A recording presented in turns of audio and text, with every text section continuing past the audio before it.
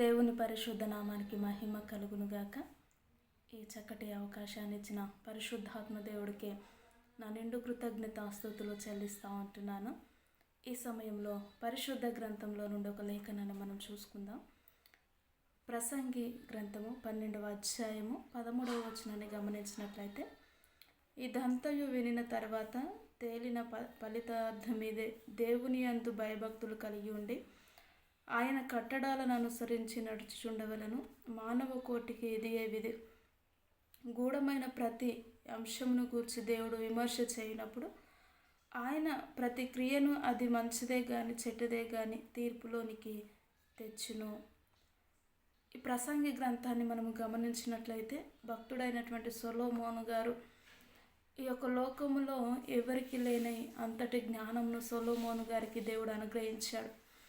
సొలొమోను గారు సమస్తాన్ని పరిశీలన చేసి పరీక్షించి పరిశోధించి ఈ యొక్క ప్రసంగి గ్రంథాన్ని కూడా రాసినట్టుగా మనము చూస్తాం. చివరి వచనాన్ని మనము గమనించినట్లయితే, ఇదంతయు విని అంటే అంతకన్నా ముందు చేసిన ఆ కార్యములు ఏంటో, ఈ లోకంలో ఉన్నవి ఆకాశము కింద ఉన్నవి అంతయు వ్యర్థముగా సొలొమోను గారు ప్రసంగి గారు భావించారు. ఆ విధంగా భావించి మాట రాస్తూ వచ్చారు. ఇదంతా వినిన తర్వాత తేలిన ఫలితార్థమిదే, దేవుని యందు భక్తులు కలిగి ఉండి ఆయన కట్టడాలను అనుసరించి నడవవలను. మానవ కోటికి ఇదియే విధి. మొదటిగా ఏది ఉండాలి, మనిషిలో ఏది ఉండాలని గమనించినట్లయితే దేవుని యందు భయము భక్తి కలిగి ఉండి, భయము భక్తి కలిగి ఉండడమే కాదు కానీ ఆయన కట్టడలను అనగా ఆయన ఆజ్ఞలను ఆయన విధులను, దేవుడు ఏదైతే ఈ లోకంలో మనుషుడు ఎలా బ్రతకాలి అని ఆ యొక్క 10 ఆజ్ఞలు లేక తర్వాత ఏవైతే కట్టడాలను ఇచ్చారో ఆ కట్టడల ప్రకారం ఎవరైతే నడుచుకుంటారో వారు ఇది మానవ కోటికి ప్రతీకారమై ఉన్నదని తెలియచేస్తూ ఉంటున్నారు.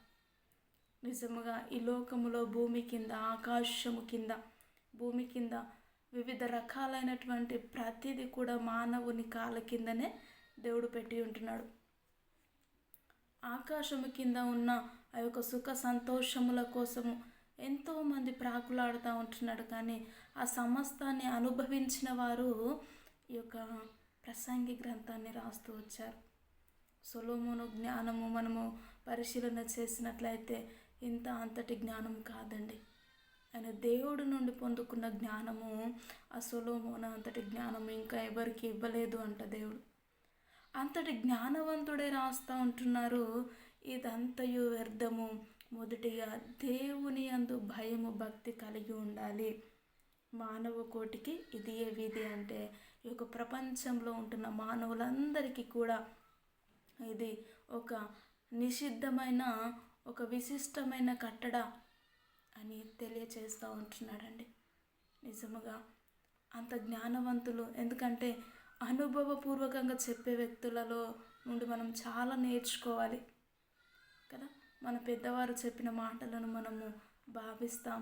అంతకన్నా ముందు దేవునితో సహవాసము చేసినవాడు, ఒక్కొక్కసారి దేవునికి వ్యతిరేకంగా తిరుగుబాటు చేసినవాడు, ఎంతోమంది భార్యలను ఉపపత్నులను ఏలినవాడు, రాజ్యాలనే సమాధానపరిచినవాడు సొలొమోను అంతటి జ్ఞానవంతుడే ఈ యొక్క వచనాన్ని రాస్తూ వచ్చాడు. ప్రసంగి గారు ఆ యొక్క యెహోవా యందు భయము భక్తి కలిగి ఉండి ఇది ప్రపంచ మానవ కోటికి ఒక విధిలాగా చెప్పడం జరిగిందండి. నిజంగా అంత అనుభవపూర్వకముగా చెప్పిన మన పితరుడైనటువంటి ప్రసంగి గారి విషయంలో ఏ విధముగా దేవుని సన్నిధిలో నడిచారో మనము కూడా అటు దేవుని సన్నిధిని అంటే భయము వణుకు కలిగి ఈ ఆకాశము కింద సమస్తము వ్యర్థము వ్యర్థము అని భావించిన ఆ యొక్క సొలొమోను గారే మనకు కూడా తెలుసుకొని కొన్ని విషయాలను గమనిస్తూ ఉంటాం. ఈ లోకంలో ఉన్నదంతా వ్యర్థము అని. ఆ వ్యర్థమైనటువంటి వాటికి పరుగులు తీయక దేవుని సన్నిధిలో నిత్యము నిలిచి ఉంటులాగున ప్రార్థన చేద్దాం. ప్రతి ఒక్కరు ఏకీభవించినట్లయితే, మహోన్నతుడా, నిజముగా నీవే నాతో మాతో మాట్లాడుతూ ఆకాశము కింద ఉన్నదంతా వ్యర్థముగా భావించి దేవానితో సహవాసము చేసే కృపను మాకందరికీ మీరే అనుగ్రహించమని యేసుక్రీస్తు ఉన్నతమైనటువంటి నామంలో ప్రార్థించి అడిగి వేడుకుంటున్నాము తండ్రి. ఆమేన్. ఆమేన్. ప్రైజ్ ది లార్డ్ అందరికీ.